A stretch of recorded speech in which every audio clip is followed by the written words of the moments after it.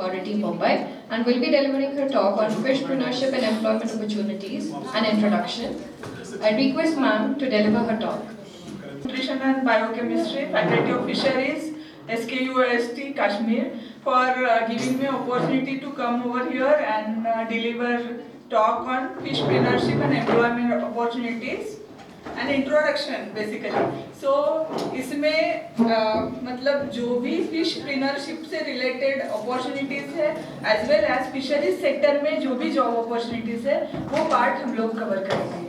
तो अगर प्रेजेंटेशन का ओवरव्यू देखा जाए तो उसमें सबसे पहले तो ये जानना जरूरी है कि मछली क्या है और वो क्यों इम्पोर्टेंट है इतनी. मतलब ये सभी आप यहाँ पे तो ट्रेनिंग ले रहे हैं कि फिश फीड बनाना है, लेकिन ये मछली का क्या महत्व है वो भी जानना जरूरी है. और उसको छोड़ के ग्लोबली अगर देखा जाए तो एक्सपोर्ट कितना हो रहा है, ग्लोबल प्रोडक्शन कितना है, ये सारे चीज़ों के बारे में भी जानना जरूरी है. तो सबसे पहले आपको तो पता होगा कि मछली के अंदर ऐसे कौन से मतलब कंपोनेंट्स होते हैं जिसकी वजह से मछली को इतना ज़्यादा महत्वपूर्ण माना जाता है. आप में से कोई बता सकता है मछली में इतना क्या ज़्यादा इम्पोर्टेंट होता है, इसलिए मछली को खाते हैं? Just common question. Okay, so first is protein. तो मछली में 10 से 22% इतना प्रोटीन होता है. उसको छोड़ के मछली में जैसे इन्होंने बताया कि ओमेगा 3 फैटी एसिड्स होते हैं. ओमेगा 3 फैटी एसिड्स में भी मतलब वो पॉलीअनसैचुरेटेड फैटी एसिड्स है जो भी मतलब उसमें भी अलग अलग टाइप का है. उसमें से आपको तो पता है कौन से रहेंगे. Can anyone? Omega 3, omega 6. Okay fine. So उसको छोड़ के भी मछली के अंदर बहुत सारे कैल्शियम, मिनरल, सोडियम, पोटेशियम जैसे अनेक मिनरल्स पाए जाते हैं. इसकी वजह से मछली का सेवन करना सेहत के लिए अच्छा माना जाता है. तो यही जो मछली है उसको कॉमन मैन के लिए मतलब पुअर लोगों का खाना तो बोलते हैं, भले वो अभी इतनी सस्ती नहीं मिलती है, बट फिर भी it is called as food for poor people. So इसमें मतलब अपने हेड से लेके टो तक बहुत सारे बेनिफिट्स हैं मछली सेवन करने से. तो उसमें से एक हो गया कि अपना जो मेमोरी होती है वो इम्प्रूव करने के लिए, ताकि अब उसमें जो विटामिन ए होता है उसकी वजह से आंखों की मतलब जो दृष्टि है वो तेज हो जाती है. उसको छोड़ के मछली में ऐसे अलग अलग टाइप के प्रोटीन्स पाए जाते हैं जो कि अपना ब्लड प्रेशर कम करने के लिए भी बहुत ज़्यादा फायदेमंद माने जाते हैं. उसको छोड़ के मछली के अंदर ऐसे मतलब जैसे आपने बताया कि ओमेगा 3 है, ओमेगा 6 फैटी एसिड्स है. उसका फायदा ये है कि आजकल रूमेटॉइड आर्थराइटिस जैसी बीमारियां बहुत ज़्यादा बढ़ रही है.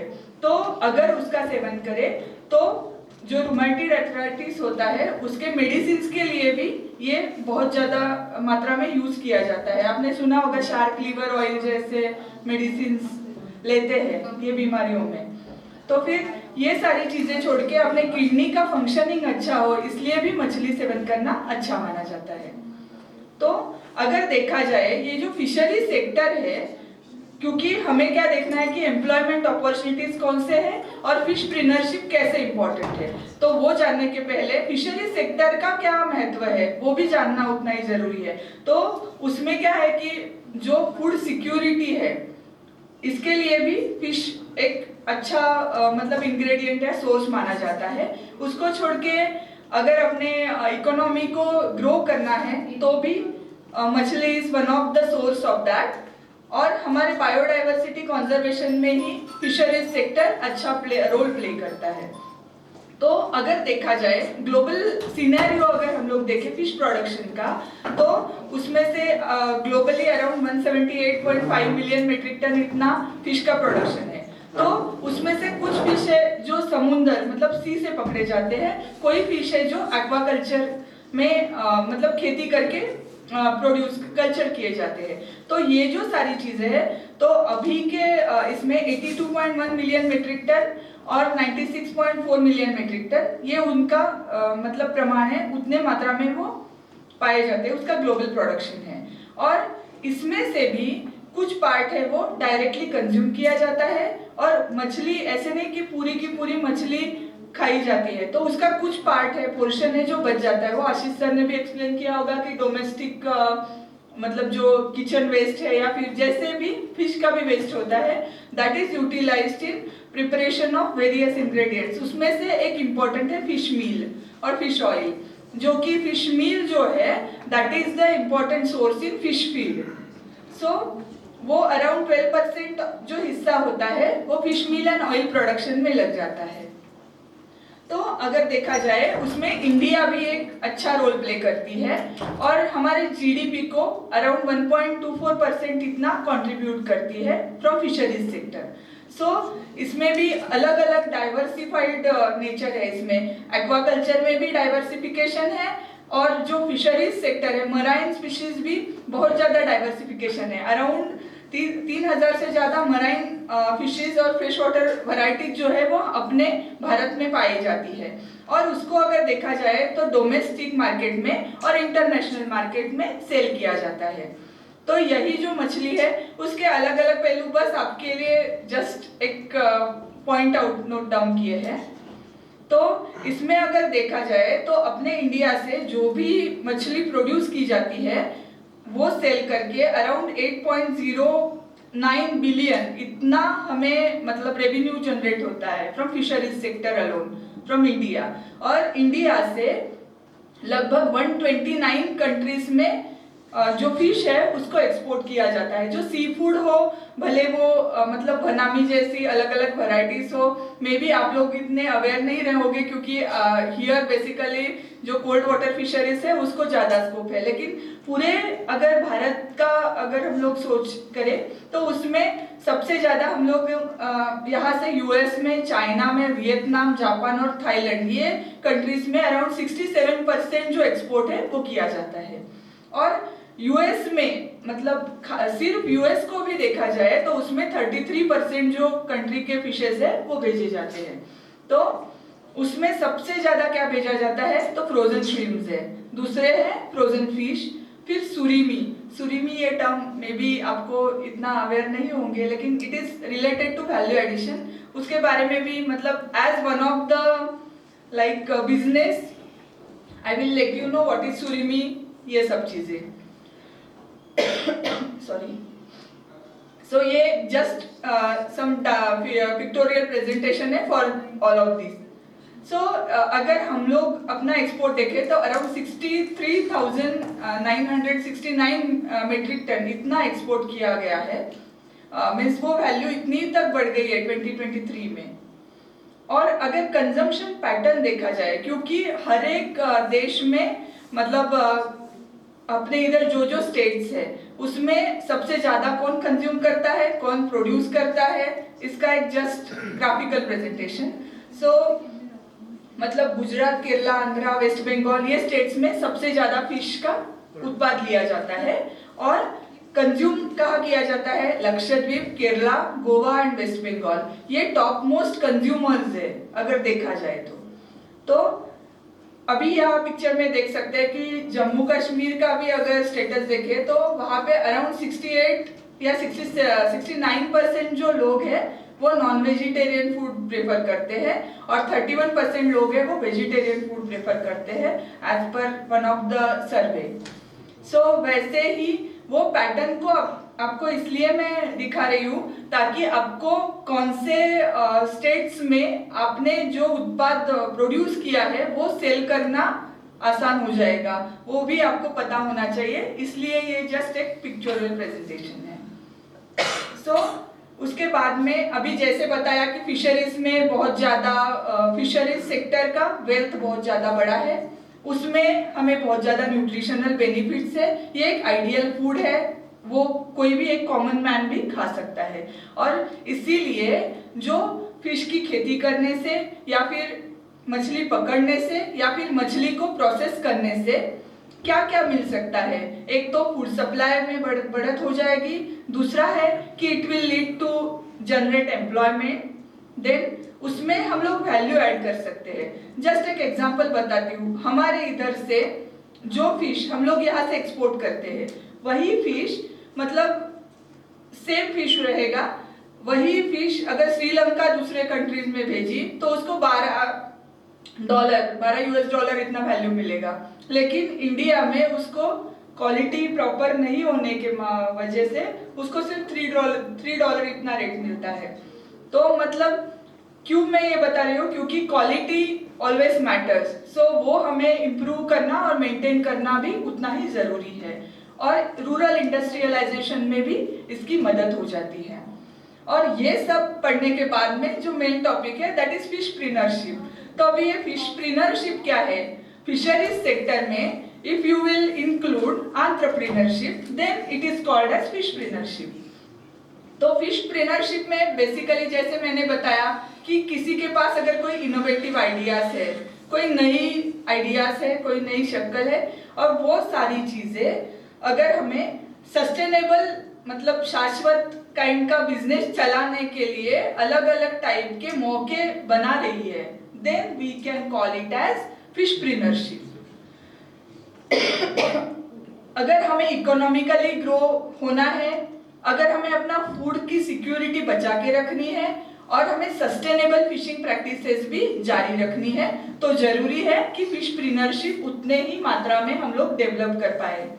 और इसीलिए अगर किसी को एंटरप्रेन्योर बनना है तो पहले मतलब उसके मन में क्या क्या सवाल उठते हैं।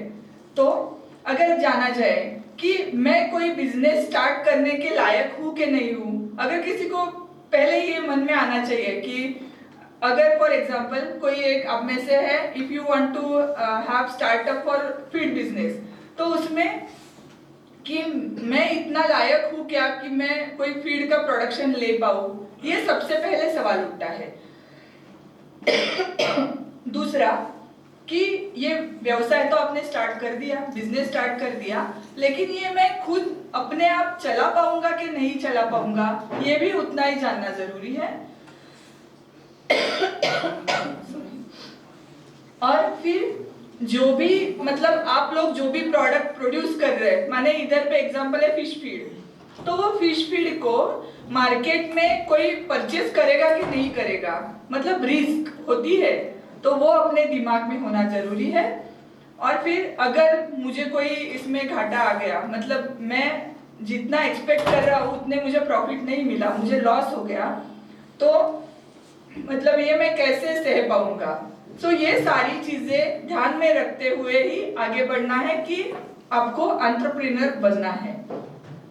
तो इसमें सबसे इंपॉर्टेंट पॉइंट कौन से है? 4 पीस है। एक तो प्रोडक्ट, सबसे पहले आपको पता होना चाहिए कि ये फिशप्रीनरशिप तो ठीक है कि एंटरप्रेन्योरशिप इन फिशरीज, बट आप कौन सा प्रोडक्ट प्रोड्यूस कर रहे हैं वो भी उतना ही इंपॉर्टेंट है। दूसरा पी है पीपल, मतलब ये जो प्रोडक्ट है वो कौन बना रहा है वो भी उतना इंपॉर्टेंट है। उसको छोड़ के आप कहाँ पे सेल कर रहे हैं, मतलब to whom are you going to sell that product, that also matters. तीसरा भी है प्राइस, क्योंकि अगर हमें पूरे मार्केट में अगर अपना बिजनेस चलाना है तो आपको कॉम्पिटिटिव प्राइस देना उतना ही जरूरी है। तो ये एक फिशप्रीनर होने के लिए जरूरी चीज है। और उसको छोड़ के प्रॉफिट, मतलब ये सब बैलेंस अगर आपने कर दिया तो ही पॉसिबल है कि you will go for earning some profits out of that. So वो भी एक इम्पॉर्टेंट पॉइंट है। तो वो हो गया। तो ये पॉइंट है कि micro small and medium enterprises का रिलेटेड टॉपिक है। सो ये माइक्रो एंटरप्राइज क्या होती है कि जिसमें आपको कम इन्वेस्टमेंट करना पड़े, कम मैनपावर की जरूरत हो, लोकली जो भी रॉ मटेरियल अवेलेबल है वो लोकली अवेलेबल रॉ मटेरियल से आप कुछ नया सा प्रोडक्ट बनाओ और लोकली वो प्रोडक्ट मार्केट में आप सेल भी कर पाओ। तो उसका मतलब है कि ministry of micro small enterprises का जो पर्पस है वो सॉल्व हो जाएगा। तो इसमें बेसिकली आपको कम मात्रा में भी प्रोडक्शन लेके अच्छा खासा फायदा कमाना है, तो वो हो गया माइक्रो एंटरप्राइज। इसमें अलग अलग कैटेगरीज होगी, जैसे कि value added fish production units होंगे, जैसे कि आपका कोई एक फिश है, वो मैं वैल्यू एडिशन के बारे में आपको थोड़ा सा आगे समझाऊंगी। दूसरा हो गया ड्राई फिश, फिर स्मोक फिश भी आपके इधर प्रोड्यूस कर सकते हैं, जैसे कि ट्राउट, स्मोक ट्राउट या स्मोक साल्मन, जिसको एक्सपोर्ट में भी अच्छा खासा डिमांड है। उसको छोड़ के अलग अलग टाइप के ऐसे प्रोडक्ट्स है, जैसे रेडी टू ईट प्रोडक्ट्स है। अभी मार्केट में ये प्रोडक्ट्स को बहुत ज़्यादा डिमांड है, जैसे कि चिकन नगेट्स होते हैं, वैसे फिश के नगेट्स बना के आप लोग सेल कर सकते हैं कम मात्रा में। तो अगर वुमन को भी इसमें इन्वॉल्व करना है तो फिर जो माइक्रो एंटरप्राइज रहेगी उसमें लोकेशन के हिसाब से अलग अलग इंडस्ट्रीज में उनको स्कोप है। उसमें सबसे पहले अगर वुमन बेस्ड एंटरप्रेन्योर कोई है तो फिर उसमें सबसे पहले है कि वैल्यू एडेड प्रोडक्ट्स का प्रिपरेशन करना। फिर दूसरा एक बिजनेस है फिश को प्रोसेस करना। फिर ड्राई फिश यूनिट्स होते हैं, फिर अलग अलग टाइप के कल्चर होते हैं। ये एक सर्वे है, सो अकॉर्डिंगली यहाँ के कंडीशंस के हिसाब से कौन से बिजनेस है वो वैरी कर सकते हैं। तो ये सब छोड़ के कौन कौन से सक्सेसफुल बनना है एंटरप्रेन्योर, तो आपको क्या क्या होना चाहिए। सबसे पहले तो इम्पोर्टेंट है कि लोकली वो रॉ मटेरियल अच्छे खासे मात्रा में अवेलेबल होना चाहिए जो भी आप प्रोडक्ट बनाना चाहते हो।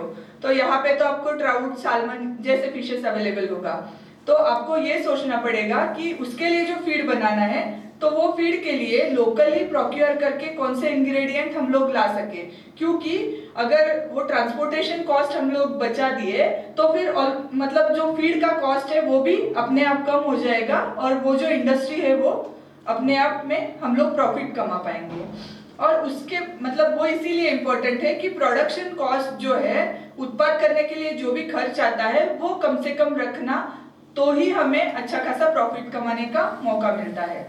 और इम्पोर्टेंट पॉइंट है कि क्वालिटी, जैसे मैंने ऑलरेडी बताया कि जो फिश हमारे इधर से एक्सपोर्ट करते हैं, जो फिश श्रीलंका से एक्सपोर्ट करते हैं, उसमें बिकॉज ऑफ क्वालिटी उसमें $9 का लॉस इंडिया को झेलना पड़ रहा है। तो वैसे ही सिमिलर वे अगर आप कोई क्वालिटी फीड प्रोड्यूस करोगे ये केस में, या फिर कोई भी अलग सा प्रोडक्ट जो भी इनोवेटिव हो वो अगर प्रोड्यूस करोगे तो वो पॉसिबल है।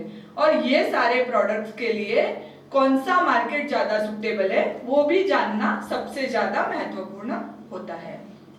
और इसीलिए कोई भी बिजनेस अगर जनरली हमें चलाना है तो उसके लिए उसके पीछे क्या साइंस है इसके बारे में हमें जानकारी होनी चाहिए, या फिर वो चीज करने के लिए, जैसे अभी आप ये ट्रेनिंग का एक पार्टिसिपेंट बन के आए हो तो फिर इसके बाद में एक्सपेक्टेड है कि आप कोई फीड मैन्युफैक्चरर या फिर ऐसे काइंड का बिजनेस स्टार्ट करोगे।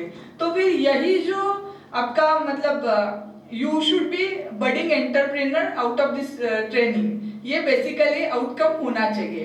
तो इसीलिए कोई बिजनेस चलाना है तो आप में खुद में चेंज करने के लिए मतलब एबिलिटी होनी चाहिए। हर एक चीज के बारे में इंफॉर्मेशन होना तो जरूरी है ही, चेंजिंग एबिलिटी जैसे मैंने बताया। फिर कंपटीशन में अगर टिक के रहना है then you should have subject knowledge. और प्रोडक्ट डाइवर्सिफिकेशन कैसे करना है, मानो आपके लिए फीड तो मिलता है, मतलब ऐसा नहीं कि फीड अवेलेबल नहीं है, लेकिन ये प्रोडक्ट आप ऐसे स्पेसिफिकली बनाना है जो कश्मीर के ट्राउट के लिए सूटेबल है। तो वैसे काइंड का अगर आपका प्रोडक्ट है जो भी इनोवेटिव है तो फिर अपने आप में मार्केट मिल ही जाता है। So that will not be a problem. So इसमें क्या है कि एक तो हो गया एंटरप्रेन्योर, दूसरा एंटरप्रेन्योरशिप एंड तीसरी एंटरप्राइज जो भी आप लोग फॉर्म कर रहे हैं। सो एंटरप्रेन्योर क्या होगा, जो पर्सन मतलब आप खुद, यू विल बी एंटरप्रेन्योर। सो जो भी स्टेप्स आप लोग नेसेसरी प्रोसेसेस एक्शन लोगे that will be your entrepreneurship. और ये बना के जो भी ऑब्जेक्ट आप लोग फॉर्म करोगे that will be your enterprise. So जो फिशप्रेन्योरशिप है इसमें सबसे ज्यादा जरूरी क्या है, एक तो आपके पास क्रिएटिव थिंकिंग एबिलिटी होनी चाहिए, इनोवेटिवनेस होना चाहिए, ताकि आप लोग अच्छे कुछ आउट ऑफ बॉक्स सोच के कुछ नया प्रोडक्ट मार्केट में सेल कर पाओगे। दूसरा है कि कोई बिजनेस माइंडेड, मतलब ऐसा नहीं कि कोई लोग होते हैं कि they will just think for, मतलब रिसर्चर बहुत अच्छे होते हैं लेकिन अगर बिजनेस का देखा जाए तो उतना दिमाग नहीं होता है। तो इन दैट रिलेशन ऑल्सो आपके पास वो माइंड में ये होना चाहिए कि I am doing this activity just, मतलब इससे बाद में I want to earn some profit out of that, ये मन में हो तो ही वो इंसान कोई बिजनेस कर सकता है।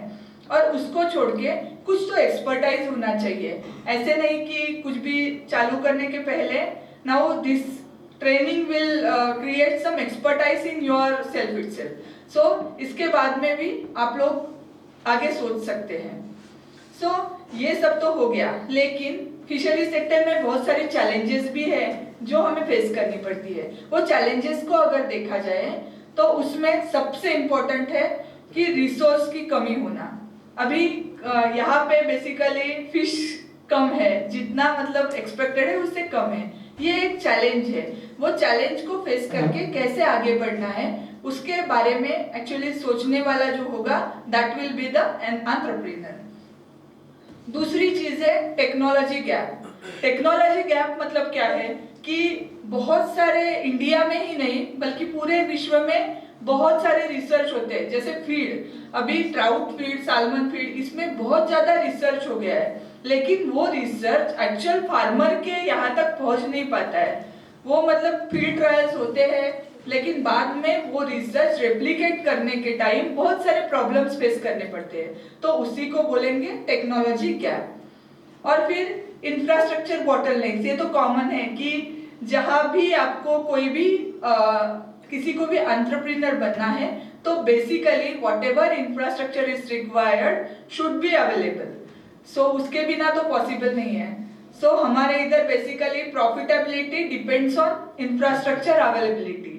सो वो पॉइंट ऑल्सो आपको ध्यान में रखना पड़ता है।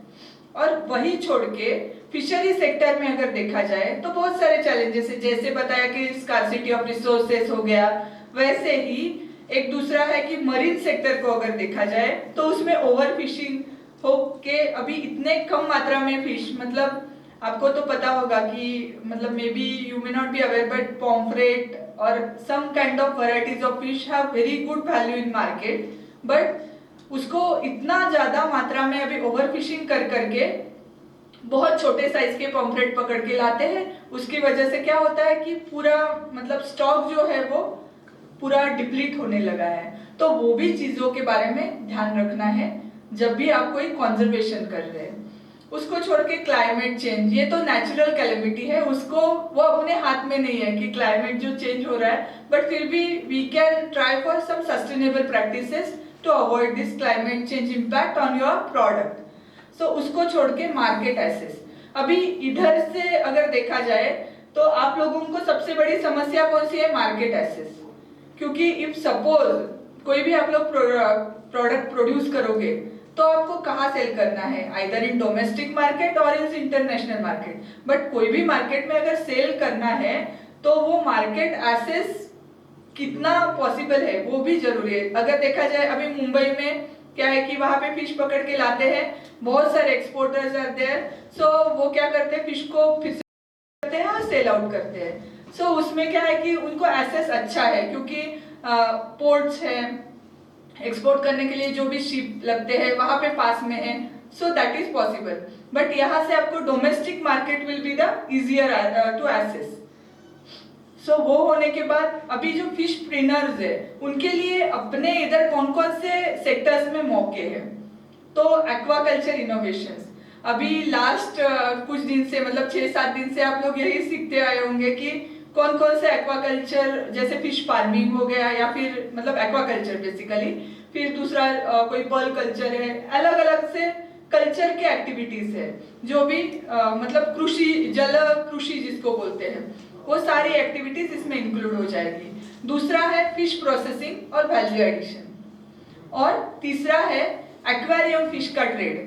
आप अगर यहाँ से एक्वेरियम फिश जो है उसको अगर अच्छे से रेयर करके एक्सपोर्ट करोगे, there is great demand for ornamental fishes. इसको एक्वेरियम फिश जो है उसको ऑर्नामेंटल फिश, क्योंकि इधर पे आपके इधर वाइल्ड कॉट वैरायटीज ऑल्सो, मतलब रिव्यूलेट्स में या स्ट्रीम्स में अलग अलग wild caught ornamental fish species available है।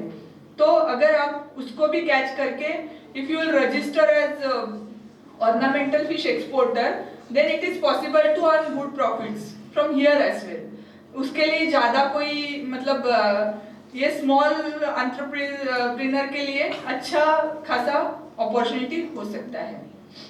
तो अगर प्रोसेसिंग में देखा जाए तो सॉल्टिंग, चिलिंग, सन ड्राइंग या स्मोकिंग, ये सब कॉमन प्रैक्टिसेस है। बट यहाँ का स्पेसिफिक अगर देखा जाए तो smoking is one of the practice which is not followed in other states of country.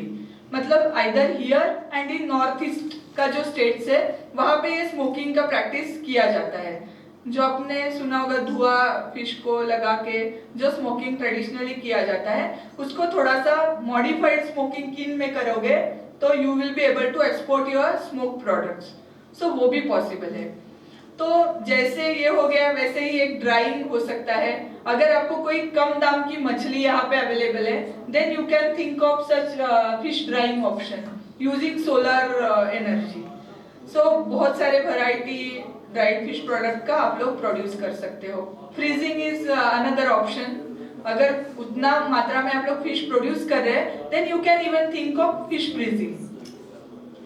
तो ये सब छोड़ के जैसे मैंने बोला था कि तीसरा पॉइंट कौन सा है, वैल्यू एडिशन। तो जो वैल्यू एडिशन है इसमें आपको क्या करना है, कोई भी एक फिश है उसको वो फॉर्म में सेल किए बिना उसको अलग से फॉर्म में प्रोड्यूस करना है या फिर उसमें कोई प्रोसेस करना है। तो उसका एग्जांपल कौन सा है, कोई भी रेडी टू ईट प्रोडक्ट्स हो गया, रेडी टू फ्राई प्रोडक्ट्स हो गया या फिर कोई वैल्यू एडेड फिश प्रोडक्ट्स हो गया। तो नॉर्मल अगर कोई भी फिश है जो वोल फिश, उसको अगर आप लोग सिंपल स्टिक्स में भी काट के सेल करोगे देन ऑटोमेटिकली अगर $10 में जो फिश जाने वाला है उसका वैल्यू $12 हो जाएगा। That is nothing but just उसमें आप कुछ तो प्रोसेस कर रहे हैं और उसको सेल आउट कर रहे हैं। अभी ये it is need of an hour to have this value addition. और ये अलग अलग टाइप के वैल्यू एडेड प्रोडक्ट्स है। These are prepared from basically shrimp variety, जो झींगा जिसको बोलते हैं, आपने मे बी देखा होगा, सुना होगा, खाया होगा, I am not sure. But like this आप लोगों के इधर जो भी फिश अवेलेबल है वो फिश को भी आप लोग ऐसे फॉर्म में कन्वर्ट करके सेल कर सकते हैं। So that will be one of the opportunity for fishpreneurship over here. अभी एक्सट्रूडेड प्रोडक्ट्स, ये क्या है, जैसे कुरकुरे मार्केट में तो मिलते हैं बट उसमें ज्यादा मात्रा में क्या होता है, कार्बोहाइड्रेट्स होता है, फैट होता है, वो अपने सेहत के लिए इतना अच्छा नहीं है। तो अगर आप उसी में आपका जो ट्राउट है, सालमन है, जैसे भी कोल्ड वाटर फिशेज है, अगर आप लोग उसमें ऐड करके उसको उसकी अगर न्यूट्रिशनल मात्रा को बढ़ाओगे तो you can sell that product as fish पुरे। मतलब कुरकुरे जैसा प्रोडक्ट आप लोग बना के सेल कर सकते हैं। इसके लिए भी ज्यादा कुछ सोफिस्टिकेटेड इक्विपमेंट्स की जरूरत नहीं होती है, but basically some equipments are required. These are some examples of value added products which you can think for entrepreneurship. These are also some examples. So here I think for fish soup powder like आप लोगों ने market में खाया होगा nor का, या फिर I am just telling one of the brand. So जैसे नॉर का सूप मिलता है, similar way it is possible to produce जो आपका मतलब इधर जो फिश थोड़े कम रेट में अवेलेबल है, as a source of protein आपको वो सूप पाउडर बना के रेडी टू प्रिपेयर प्रोडक्ट बना के सेल कर सकते हैं।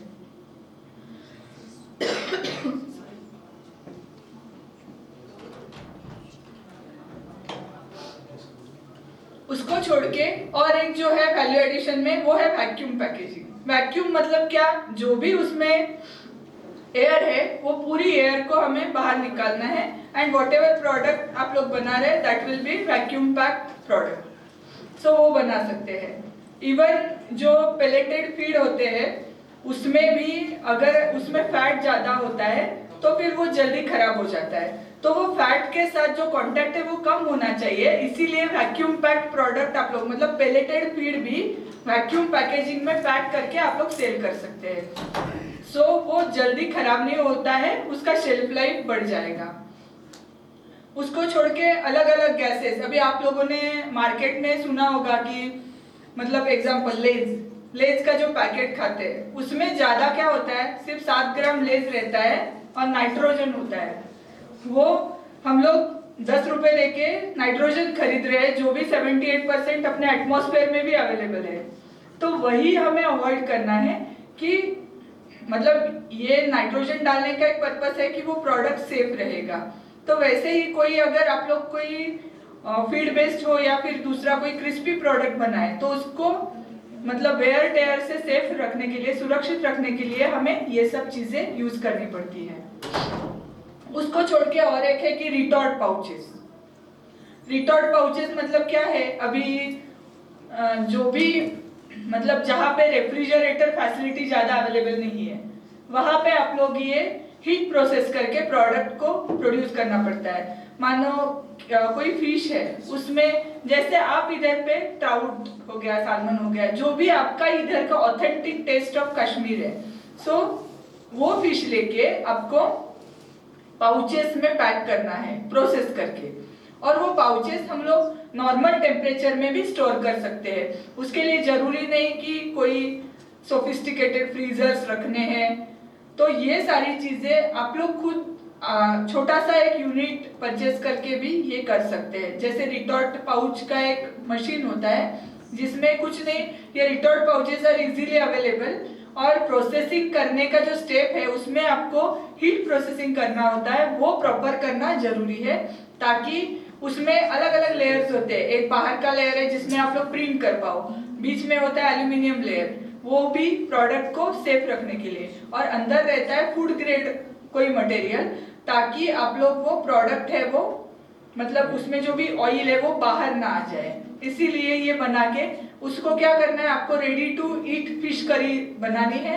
You just have to pack in those retort pouches, और उसको आप लोग बस सेल कर सकते हैं। आफ्टर सेल उस पर इंस्ट्रक्शन लिखना है, जब भी कंज्यूम करना है you have to just heat and eat, that will be enough. So that is one of the business. उसको छोड़ के एक्टिव पैकेजिंग टेक्नोलॉजीज भी अवेलेबल होती है।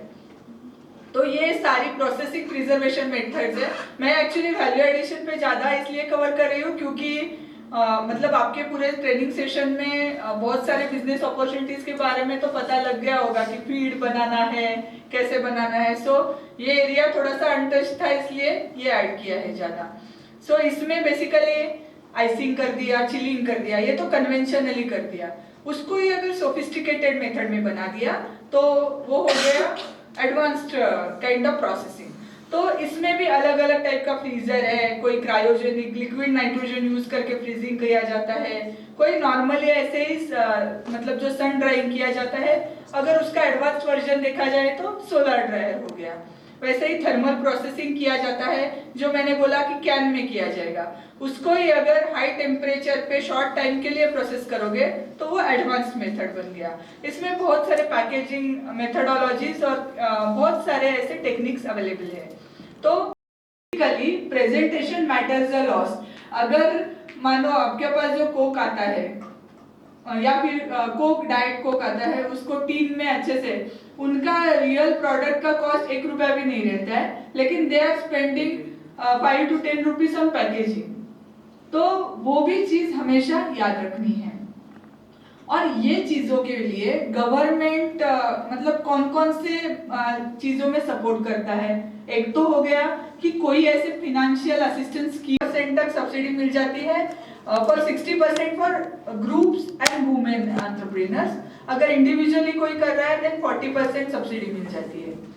और ये जो प्रधानमंत्री मत्स्य संपदा योजना है उसमें बेसिकली फिश प्रोडक्शन एनहांस करने के लिए जो भी अलग अलग टाइप के पहलू है, जैसे कि आइस प्लांट हो गया या आपके फीड इंडस्ट्री में फीड मैन्युफैक्चरिंग यूनिट हो गया, इसके लिए भी अलग अलग अमाउंट सब्सिडी का रहता है। दूसरा है कि किसान रेल और किसान मंडी जैसे अलग अलग इनिशिएटिव्स भी स्टार्ट किया है। और एक नाबार्ड करके जो national bank for agriculture and rural development है, उनके यहाँ से भी ये सारी चीजों के लिए डेवलप मतलब फिशरीज डेवलपमेंट के लिए अलग सा फंड दिया जाता है। तो ये बेसिक इनिशिएटिव्स हो गए। अभी देखेंगे कि ये जैसे बताया, अगर कोई आपका नया इंडस्ट्री है, कोई नया स्टार्टअप है, तो उसमें बेसिकली एक जैसे रिसर्च इंस्टीट्यूशंस है, वहां पे एक एग्री बिजनेस इंक्यूबेशन सेल होता है, हर एक रिसर्च इंस्टीट्यूट में होता है। फॉर एग्जांपल CIFE आपने सुना होगा, central institute of fisheries education है। दूसरा जो आशीष सर आए थे CIFT, central institute of fisheries technology है। ये लोगों के पास उनका खुद का एक एग्री बिजनेस इंक्यूबेशन सेल है। जैसे आपके यूज के लिए होगा सीफा या फिर जो भीमताल में है national research centre for cold water fisheries, जैसे जो अलग अलग है वहाँ पे हर एक के एग्री बिजनेस इंक्यूबेशन सेंटर्स होते हैं। आपको बेसिकली क्या देखना है कि आपके पास कोई इनोवेटिव आइडिया है तो you have to approach that particular industry या फिर जो भी रिसर्च फील्ड में जुड़े हुए हैं उनके पास जाना है, और वो बहुत कम मतलब अमाउंट चार्ज करके, जैसे कि for example I don't have idea about feed industry, but processing industry में कोई एक प्रोडक्ट आपके मन में है, मानो एक कोई लैमिनेटेड फिले का प्रोडक्ट है, तो वो पूरा प्रोडक्ट का टेक्नोलॉजी, उसका पूरा एसेस, वो बनाने से लेके उसके मार्केटिंग तक पूरा हेल्प करते हैं वो लोग। और इसके लिए नॉमिनल सम 5,000-10,000 रुपीज इतना ही चार्ज लिया जाता है। उसमें गेस्ट हाउस से लेके हर एक फैसिलिटीज दे आर प्रोवाइडिंग। और उनका बेसिकली जो सेल होता है वहाँ पे आपको सारे इंटरनेट एसेस, उनका जो लिटरेचर है, उनका जो पायलट स्केल यूनिट्स होता है उसको आपको एसेस मिलता है। मतलब आपको फिश फीड बनाना है, then I think even CIFT is having the technology to produce fish feed. Even CIFE have technology to produce fish feed. तो आपको उनको अप्रोच करना पड़ेगा। तो कौन सा प्रोडक्ट है उसके साथ में इनोवेटिव आइडिया लेके if you are approaching that particular any this one institution, then आप लोगों को वो लोग पूरी तरीके से गाइड कर देंगे, पूरा मार्केटिंग ब्रांडिंग तक पूरा हेल्प कर देते हैं। तो this opportunity also you will be able to explore if you will approach these institutions. तो जैसे बताया अभी तो हो गया कि एंटरप्रेन्योर का क्या है, तो उसको छोड़ के एम्प्लॉयमेंट, मतलब फिशरीज सेक्टर में किसी ने एडमिशन भी ले लिया तो उसको कौन कौन से जगह जॉब मिल सकता है ये भी पता, जस्ट आपको इंफॉर्मेशन हो, नॉलेज हो, इसीलिए कुछ slides, because some students are also there. So basically fisheries sector में अलग अलग इंडस्ट्रीज है। एक तो हो गया फिश हार्वेस्ट सेक्टर, मछली पकड़ने का बिजनेस। दूसरा हो गया कृषि जल, जो जल कृषि जिसको बोला जाता है, एक्वाकल्चर। फिर हो गया पोस्ट हार्वेस्ट फिशरीज, मछली को पकड़ के मछली जब जिंदा नहीं होती है उसको अलग अलग टाइप से प्रोसेस करके सेल करने का बिजनेस। चौथा है मार्केटिंग सेक्टर, जो भी फीड मार्केटिंग, एक्वाकल्चर के अंडर ही ये फीड बिजनेस आएगा। तो अगर फिश हार्वेस्ट सेक्टर देखो तो उसमें बोट बिल्डिंग यार्ड या फिर नेट मैन्युफैक्चरिंग यूनिट्स हो गया, एक्सक्यूज मी,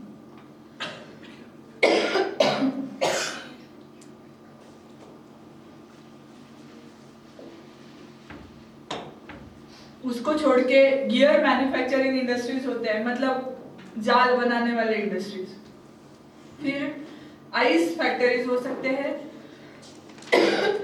नेविगेशन, मतलब बोट चलानी है तो वो सही से चले ना, इसलिए जीपीएस, रडार, सैटेलाइट ये सब बनाने वाली लोग हो, या फिर क्राफ्ट और गियर, जो भी आप जाल बना रहे हैं, जो भी इक्विपमेंट बना रहे हैं उसको रिपेयर करने वाला भी कोई चाहिए, तो ये सारे जॉब है। एक्वाकल्चर सेक्टर को देखा जाए, पॉन्ड कंस्ट्रक्शन से लेके जो ब्रूड स्टॉक होता है उसको मेंटेन करने वाला कोई एक्सपर्ट हो, हैचरीज हो, मतलब जहां पे आप लोग कोई भी फिश ब्रीड करके उसको रेयर करोगे। फीड मैन्युफैक्चरर्स, जो भी आप में से बहुत लोग यहाँ पे सीखने आए हैं, उसको छोड़ के वाटर, केमिकल, यहाँ पे जो भी इनपुट्स लगते हैं वो सब प्रोड्यूस करने वाले लोग। और इसमें एक्वाकल्चर में तो एरेटर, जनरेटर जैसी बहुत सारी सामग्री की जरूरत होती है, तो वो भी प्रोड्यूस करने वाले लोग हैं, वो भी, उनको भी जॉब मिल सकती है। So that is one. Then post harvest sector में अगर देखा जाए तो प्री प्रोसेसिंग से लेके हर एक स्टेप में बहुत ज्यादा मात्रा में एम्प्लॉयमेंट की पॉसिबिलिटी होती है।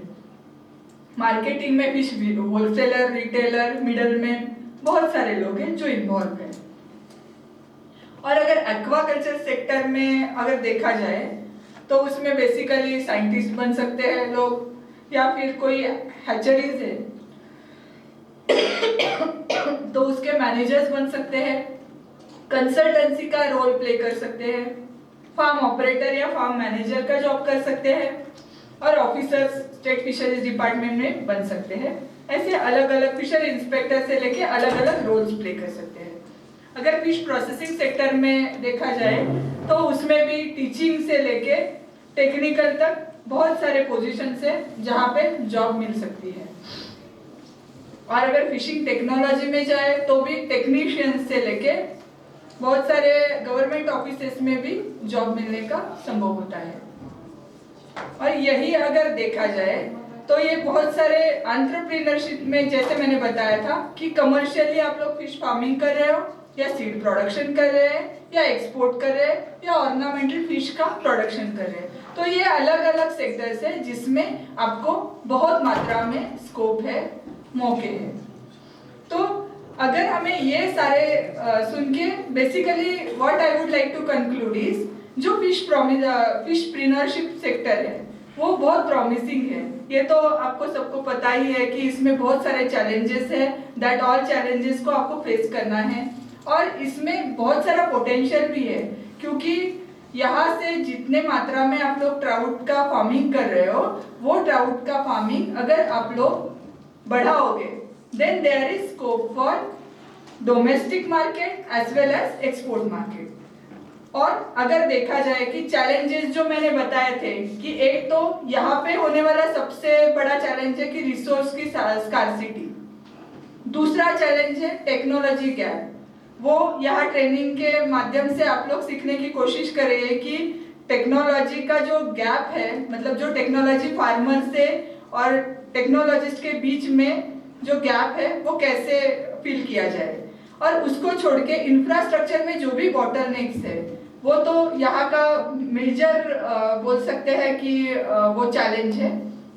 वो सब फेस करके जो भी इनोवेटिवली स्मार्ट फार्मिंग करके ई कॉमर्स का यूज करके फार्मिंग करेगा, then he will be successful फिशप्रेन्योर।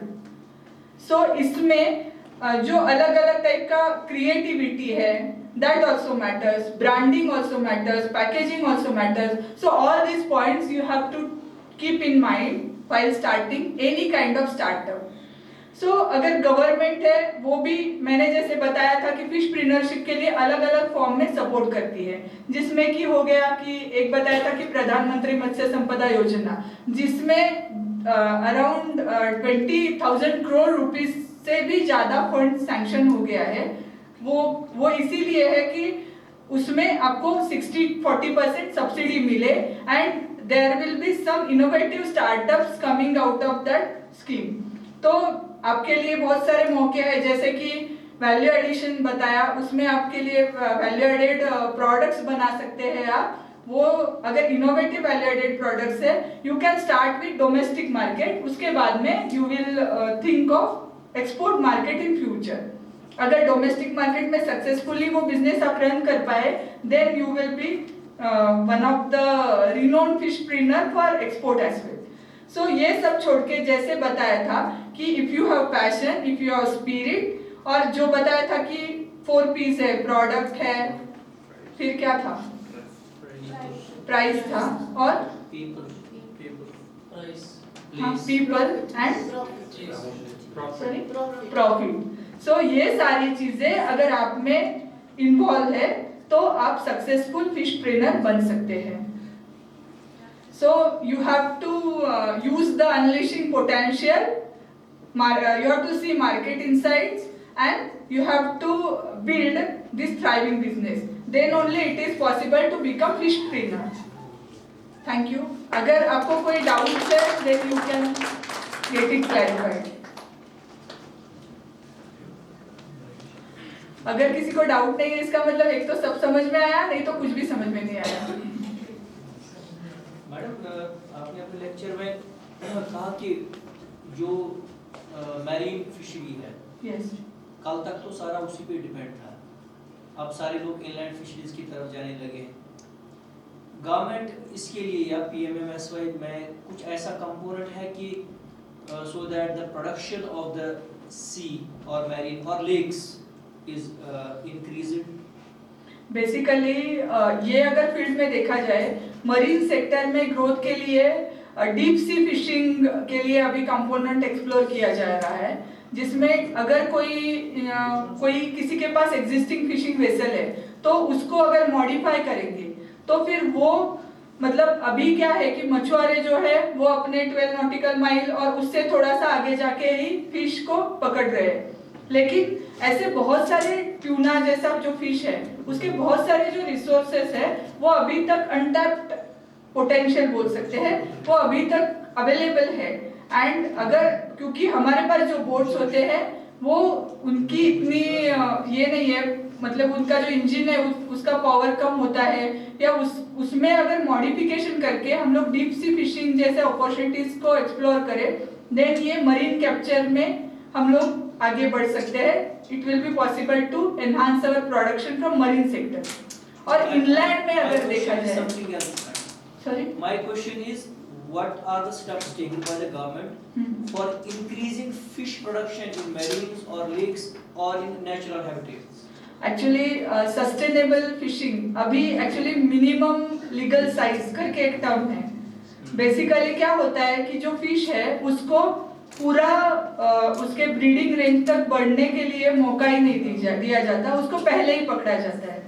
तो अभी गवर्नमेंट ने बहुत सारे स्टेट्स है जहाँ पे ये मिनिमम लीगल साइज का इम्प्लीमेंटेशन किया है as one of the step towards sustainable fishing. तो इसमें बेसिकली क्या किया जाता है कि हर एक फिश है जिसका एक मैच्योरिटी का साइज होता है, तो वो साइज अटेन करने के पहले उसको एक बार तो कम से कम मौका देना है कि वो कुछ और ब्रीडिंग उसका हो जाए या फिर उसका प्रजनन हो पाए। तो उसके लिए वो उससे छोटे फिश को पकड़ने के लिए मना किया है। तो दैट इज फिर से उसी पॉइंट पे आ रहे हैं। मेरा क्वेश्चन है, जैसे हम इनलैंड फिशरीज में सीड प्रोड्यूस करते हैं, आप 1 करोड़ 2 करोड़ 10 करोड़ सीड क्यों नहीं डाल सकते? आप तो sea ranching is also one of the step. Fingerling बनाने के बाद जिस तरह वो सर्वाइव कर सकते हैं लेक्स में, रिजर्वायर्स में, गवर्नमेंट ने ऐसा कुछ रखा है? Sea ranching is taken up by CMFRI, Central Marine Fisheries Research Institute। वो लोग ऐसे कैप्टिव ब्रीडिंग करके वो जो भी सीड है उसको सी में डाल देते हैं। तो that is one of the thing, but उसका सक्सेस रेट थोड़ा सा कम है, सो आई कैन नॉट से it is completely successful at this moment. इसे छोड़ के और कोई?